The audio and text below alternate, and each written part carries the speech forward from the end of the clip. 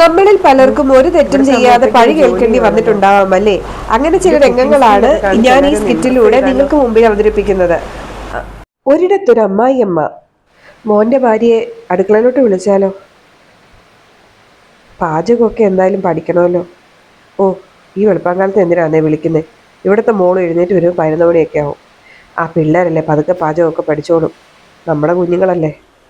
ആ മോളെ, ഭക്ഷണം റെഡി ആയിട്ടുണ്ട് കേട്ടോ, ഒന്ന് കഴിക്ക്.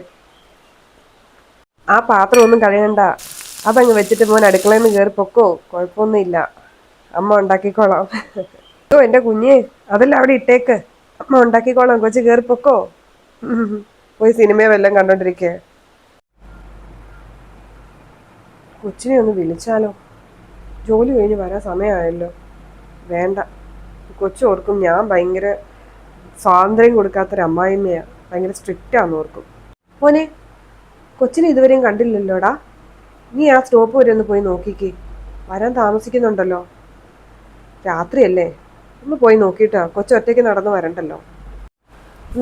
എടി, ഇവിടുത്തെ അച്ഛൻ അത്ര കുഴപ്പമൊന്നുമില്ല, അമ്മ ഒരു രക്ഷയില്ല. എന്നെ അടുക്കളയിലോട്ടൊന്നും അടുപ്പിക്കത്തോലുമില്ല. ഭയങ്കര ജാടയാ പുള്ളിക്കാരി, വലിയ മാടമ്പി ചമയ പുള്ളിക്കാരിയുടെ അടുക്കളയാണെന്നുള്ളൊരു വിചാരവും. നമ്മളെ കൊണ്ട് ഒന്നും ചെയ്യിക്കത്തില്ല പുള്ളിക്കാരി. ഒരു പ്രത്യേക ടൈപ്പാണ്. ഞാനിപ്പോൾ ഇവിടെ എന്താ മുറിക്കകത്ത് തന്നെ ഇരിക്കുക, അവർക്ക് ഇഷ്ടമുള്ള എന്തെങ്കിലും ഉണ്ടാക്കിയിട്ട് നമ്മളെ തീറ്റിക്കുക, ഇതൊക്കെ അവരുടെ പരിപാടി. ഇങ്ങനൊരു സ്വഭാവം. ഇടി, ഞാൻ ജോലി കഴിഞ്ഞ് വരാൻ താമസിച്ചാൽ പോലും പുള്ളിക്കാരി എന്നെ വിളിക്കത്തില്ല. നമ്മുടെ സ്വന്തം അമ്മ ആണെങ്കിൽ വിളിക്കുകയില്ലേ. ഇതാണ് അമ്മായിയമ്മയും അമ്മയും തമ്മിലുള്ള വ്യത്യാസം, മനസ്സിലായോ? അയ്യോ, ഇങ്ങനൊരു ടീം.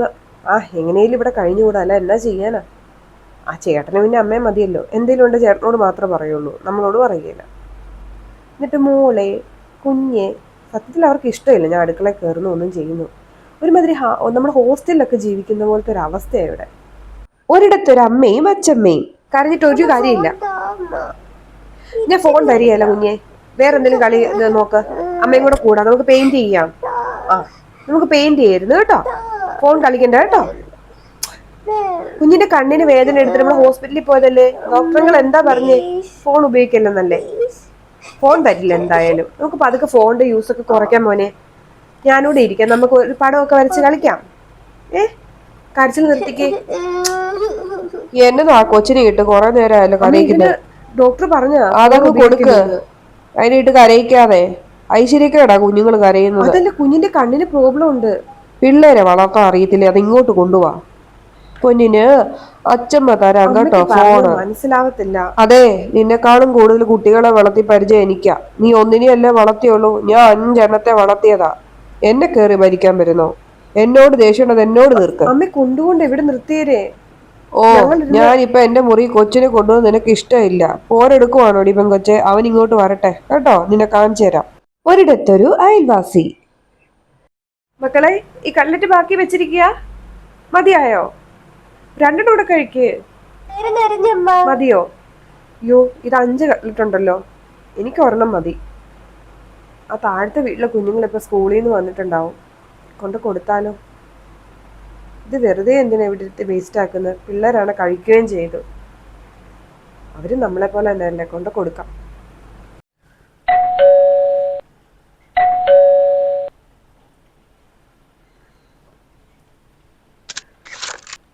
ഹലോ. എടോ, കുഞ്ഞുങ്ങൾ വന്നില്ലേ സ്കൂളിൽ നിന്ന്? ദേ കട്ട്ലറ്റ് ഉണ്ടാക്കിയതാട്ടോ, നല്ല ചൂടുണ്ട്, പിള്ളേർക്ക് കൊടുക്കും കേട്ടോ. Thank you. എടോ, താങ് ഈടായിട്ട് കുറെ തടിച്ചല്ലോ. ഇതൊക്കെയല്ലേ ഉണ്ടാക്കി കഴിക്കുന്നേ, പിന്നെങ്ങനെയാ? ഇത്രയും ഓയിലൊക്കെ കഴിച്ചാൽ തടിക്കും കേട്ടോളൂ. താൻ ഓവറായിട്ട് തടി വെച്ചു. തൻ്റെ മോളെ ഒത്തിരി നാൾ കൂടി ഞാൻ കഴിഞ്ഞ ദിവസമാണ് കണ്ടത്. അവളും തടിക്കാൻ തുടങ്ങി കേട്ടോ. അവസാനം ദേ കല്യാണപ്രായമാകുമ്പോൾ കുഴപ്പമാവൂടോ. ഒരിടത്തൊരു നവവധു. അയ്യോ, ഇവിടുത്തെ അമ്മ ഒറ്റയ്ക്കൊന്ന് ജോലി ചെയ്യുകയാണല്ലോ. എൻ്റെ കുക്കിംഗ് സ്കില്ലൊക്കെ കാണിച്ച് എല്ലാവരും ഒന്ന് ഇമ്പ്രസ് ചെയ്താലോ. കൊച്ച് എഴുന്നേറ്റായിരുന്നോ? അമ്മേ, ഞാൻ ചെയ്യട്ടെ. അതിന് നിനക്ക് വല്ല അറിയോ? ഭയങ്കര ഇഷ്ടമാണ് കുക്കിങ്. അമ്മ പോയിരുന്നോ?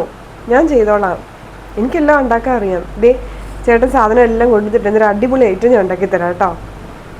അച്ഛൻ ഒരു ചായ ഇടും. അമ്മ പോയിരുന്നോ? ചായയൊക്കെ അച്ഛനുള്ള ഞാൻ കൊടുത്തോളാം.